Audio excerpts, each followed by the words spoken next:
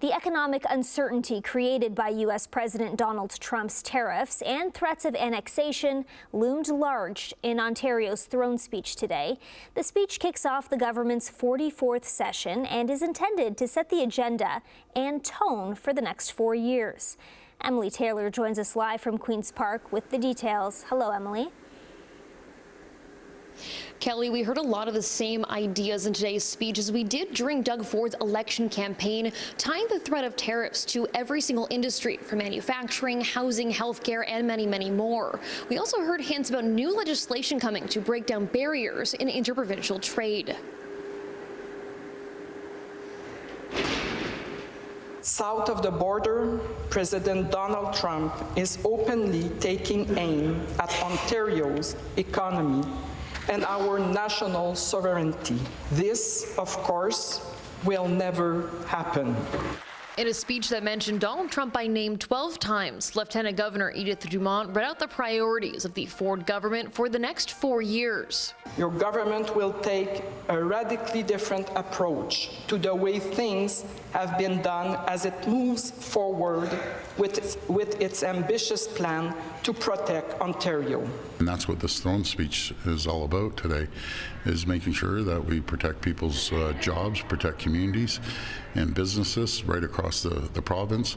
As outlined in the throne speech, that starts with creating free trade within Canada. Legislation to do so is expected this week, as well as building more railways, highways, seaports, and pipelines. That includes GO train service to Niagara, as well as a road to the Ring of Fire.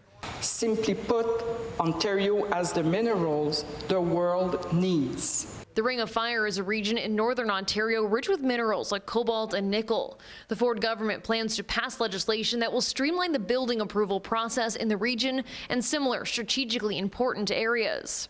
It's something the Minister of Environment says is necessary amid a trade war with the states. We want a process that protects the environment, that protects species at risk while building the Ontario of tomorrow. That's good economics. I happen to believe that good environmental policy is also good economics. Ontario's Green Party says they're ready to work across the aisle to tackle tariffs, but leader Mike Schreiner also had a message for the Premier. We're not going to allow this government to use the threat of tariffs to dismantle the environmental assessment process, conservation authorities, pave over our farmland, our wetlands. While the speech doubled down on Ford's election promise to build a tunnel under the 401, his previous promise to build 1.5 million homes by 2031 was notably absent, something the opposition is concerned about.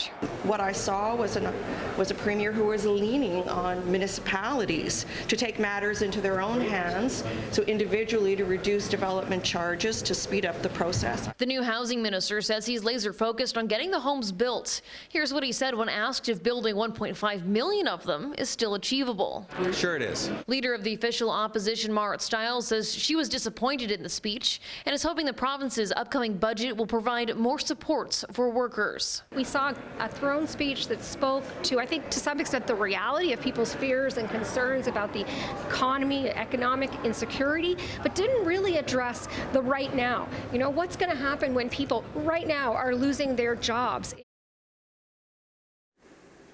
The speech also promised to provide municipalities with new tools to end encampments. We are expecting the new legislation from this government to start tomorrow.